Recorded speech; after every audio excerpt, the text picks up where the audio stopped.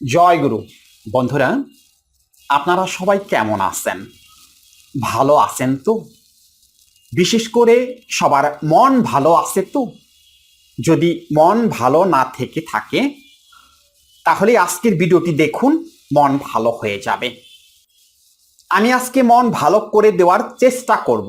কি করে মন ভালো করতে হয় সেই কৌশল আজকে আপনাদের আমি শিখিয়ে দেব। একজন মানুষ তখনই ভালো থাকে যদি তার মন ভালো থাকে। মন ভালো না থাকলে সে কখনোই ভালো থাকতে পারে না। আগে মন ভালো থাকা চাই। সেই মন ভালো যদি আপনি রাখতে চান তাহলে মনের উপর কন্ট্রোল রাখতে হবে, অর্থাৎ মনকে কন্ট্রোল করার ক্ষমতা অর্জন করতে হবে। যদি আপনি মনকে কন্ট্রোল করতে পারেন তাহলে আপনি সব কিছুকে কন্ট্রোল করতে পারবেন, অর্থাৎ সবকিছু আপনার নিজের আয়ত্তে চলে আসবে। কিন্তু সেই মনকে কন্ট্রোল করাটাই তো কঠিন। মনকে কন্ট্রোল করা তো এত সহজ বিষয় না। মন তো একটা পাগলা ঘোড়া। মন আমার পাগলা ঘোড়া রে, কই থিকা কই লইয়া যায়। আমি বলি ডাইনে যাইতে মন যায় আমার ভাই, আমার পাগলা ঘোড়া রে, কই থিকা কই লইয়া যায়। সাধের পাগলা ঘোড়া রে, কই থিকা কই লইয়া যায়। মন হলো পাগলা ঘোড়া। আপনি মনকে বলেন ডাইনে যাইতে, আপনার মন যায় বায়ে। অর্থাৎ মনের কন্ট্রোলিং পাওয়ার আপনার হাতে থাকে না। আপনার মন নামক যে ঘোড়াটা আছে সেই ঘোড়ার লাগাম আপনি টেনে ধরতে পারেন না। সেই জন্য ঘোড়াকে আপনি বলেন ডাইনে যাইতে, ঘোড়া যায় আপনার বায়ে। সেই কন্ট্রোলিং পাওয়ারটা কিভাবে তৈরি করতে হয়, মনকে কিভাবে কন্ট্রোল করতে হয়, ঘোড়ার লাগাম কিভাবে টেনে ধরতে হয়, আজকে সেই জিনিসগুলো আপনাদের আমি শেখাবো। মনকে কন্ট্রোল করেন না বিধায়ী তো কোনো কিছুকে কন্ট্রোল করতে পারেন না। একের পর এক মাথার মধ্যে খারাপ চিন্তা আসতে থাকে, চিন্তাকে কন্ট্রোল করতে পারেন না। মাথা গরম থাকে, মাথাটাকে ঠান্ডা করতে পারেন না। সারাক্ষণ রেগে থাকেন, সারাক্ষণ অস্থির। কোথায় কি করবেন, কোন কাজ কখন করতে হবে, কোনো কিছুরই ঠিক থাকে না। কারণ কি? কারণ হলো মনকে কন্ট্রোল করতে পারেন না। মন থাকে উত্তপ্ত, অর্থাৎ মন উত্তপ্ত মানে মাথা উত্তপ্ত, স্নায়ুতন্ত্রের তাপমাত্রা বৃদ্ধি। মাথাকে কন্ট্রোল করতে পারেন না, ব্রেইনকে কন্ট্রোল করতে পারেন না। এই যে দ্রুত বীর্যপাত সমস্যা, উত্থানজনিত সমস্যা, স্বপ্ন দোষ, আইবিএস দ্বারা আক্রান্ত হয়ে গেছেন, হস্তমৈথুন থেকে নিজেকে বের করে আনতে পারতেছেন না। কারণটা কি? কারণটা হলো মাথা গরম, অর্থাৎ মন গরম, মন উত্তপ্ত। মনকে কন্ট্রোল করতে পারতেছেন না, সেই জন্য এই রকম দৈহিক সমস্যায় পড়ে গেছেন। এখান থেকে মুক্তি পেতে চাইলে, এক কথাই নিজেকে সুস্থ রাখতে চাইলে আপনার মনকে কন্ট্রোল করার ক্ষমতা অর্জন করতে হবে। যেদিন আপনি মনকে কন্ট্রোল করার ক্ষমতা অর্জন করবেন সেদিনই আপনি সব কিছুতে জয়ী হয়ে যাবেন। কোনো কিছুই আপনার সামনে বাধা হয়ে দাঁড়াবে না। আপনি সব কাজ সহজভাবে সম্পন্ন করতে পারবেন যদি মনকে কন্ট্রোল করতে পারেন। এই মনকে কন্ট্রোল করার জন্যই যুগ যুগ ধরে সাধকরা সাধনা করে আসতেছে, শুধুমাত্র মনকে কন্ট্রোল করার জন্য, মনকে বশ করার জন্য। মনকে কন্ট্রোল করা এত সহজ না, এটা একটা সাধনার মতো। মনকে যদি আপনি কন্ট্রোল করতে চান তাহলে আপনাকে সাধনায় বসতে হবে। আবার সেই সাধনা কাজকর্ম ফেলে দিয়ে করলে হবে না, কাজের মধ্যেই আপনাকে সেই সাধনায় থাকতে হবে, সেই স্তরে থাকতে হবে। তাহলেই শুধুমাত্র আপনি মনকে কন্ট্রোল করতে পারবেন। এই যে মেডিটেশন করেন, মেডিটেশনে বসলে পরেই বিভিন্ন রকমের নেতিবাচক চিন্তা মাথার মধ্যে চলে আসে। দেখবেন এমনিতে ভালো আছেন, যখনই মেডিটেশন করতে বসছেন তখনই বিভিন্ন রকমের নেতিবাচক চিন্তা মাথার মধ্যে চলে আসতেছে। কারণটা কি? কারণ হলো মন অস্থির, মনকে আপনি বসাইতে পারতেছেন না, মনকে আপনি বসে আনতে পারতেছেন না। সেই জন্য বিভিন্ন রকমের নেতিবাচক চিন্তা মাথার মধ্যে চলে আসতেছে। সেই মনকে কন্ট্রোল করার সূত্র জানতে হবে। আগে জানতে হবে মনের স্তর কয়টি, এই সম্পর্কে যথেষ্ট ধারণা থাকতে হবে। মনের স্তর হলো তিনটি: গামা, বেটা এবং আলফা। গামা স্তর কোনটা, অর্থাৎ গামা লেভেল কোনটা? গামা লেভেল হলো যখন আমরা অতিরিক্ত পরিমাণে রেগে যাই, যখন আমাদের রাগ সঞ্চারিত হয়, যখন মাথার মধ্যে একের পর এক চিন্তা আসতে থাকে, মেজাজ খিটখিটে হয়ে যায়, তখন আমরা গামা স্তরে থাকি বা গামা লেভেলে থাকি।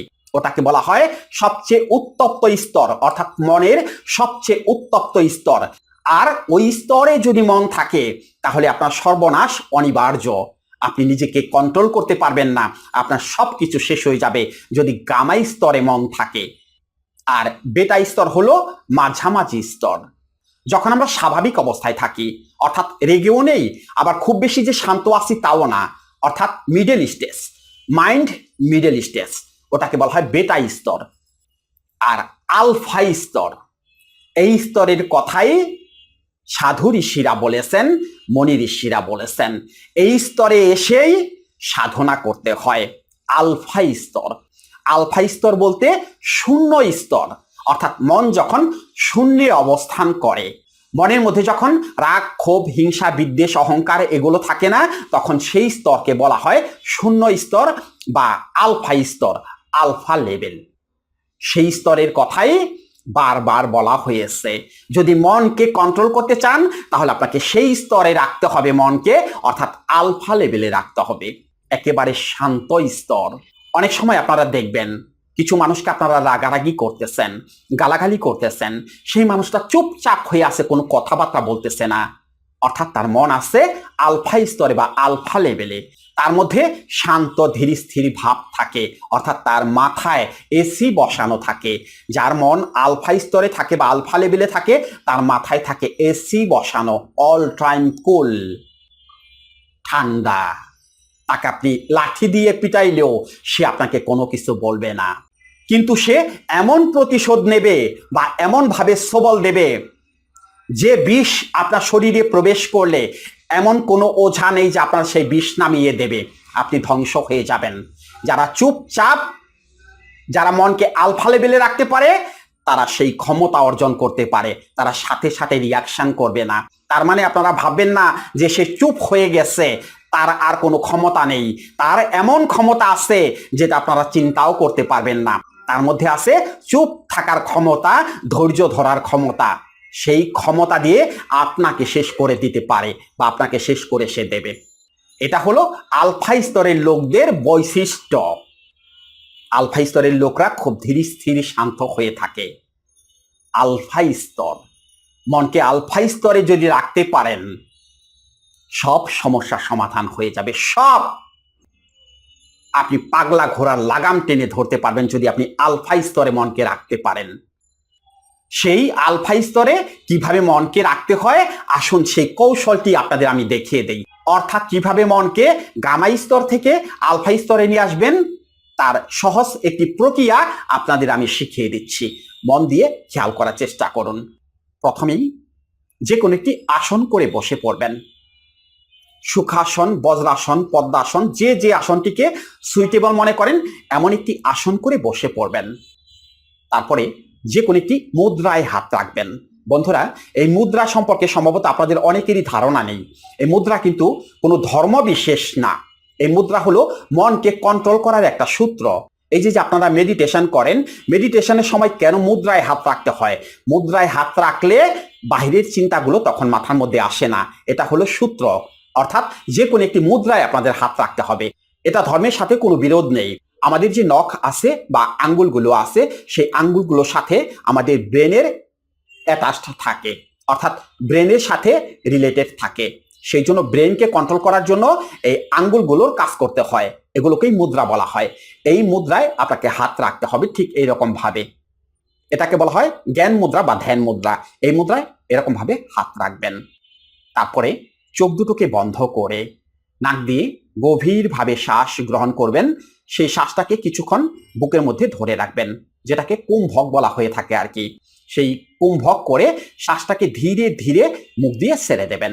ঠিক এরকম ভাবে একটু দেখে নিন।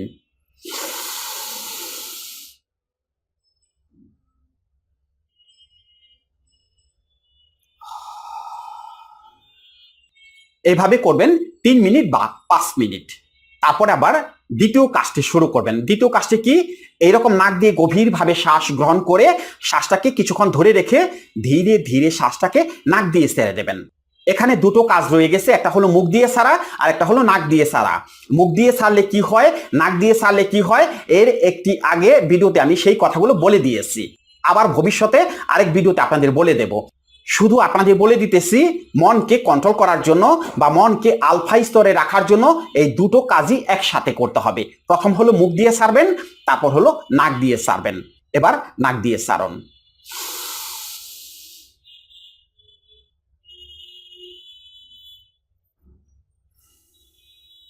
অর্থাৎ নাক দিয়ে শ্বাসটাকে গ্রহণ করবেন, সেই শ্বাসটাকে কিছুক্ষণ ধরে রেখে ধীরে ধীরে শ্বাসটাকে নাক দিয়ে ছেড়ে দেবেন। এটাও করবেন 3 থেকে 5 মিনিট। বাস এই 10 মিনিট করার পরে দেখবেন আপনার মন আলফা স্তরে বা আলফা লেভেলে চলে আসছে। এভাবেই মনকে আলফা স্তরে বা আলফা লেভেলে রাখতে হয়।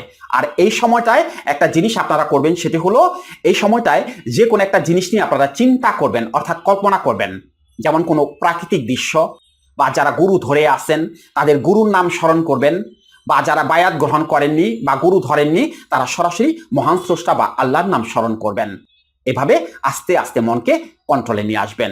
এটাকেই বলা হয় আলফা স্তর বা আলফা লেভেল। এটা হলো মেডিটেশনের প্রথম সূত্র বা প্রথম ধাপ।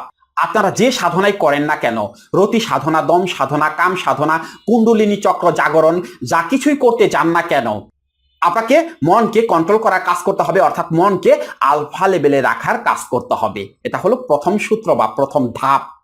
এই ধাপ অতিক্রম করে তারপর আপনাকে সাধনার দ্বিতীয় স্তরে পৌঁছাইতে হবে। আরো অনেক কিছু রয়ে গেছে, সাধনার আরো অনেক স্তর আছে, যেগুলো আস্তে আস্তে আপনাদের মধ্যে আমি শেয়ার করে দেব। আপনারা সবাই ভালো থাকবেন। আপনাদের জন্য রইল শুভ কামনা। জয় গুরু।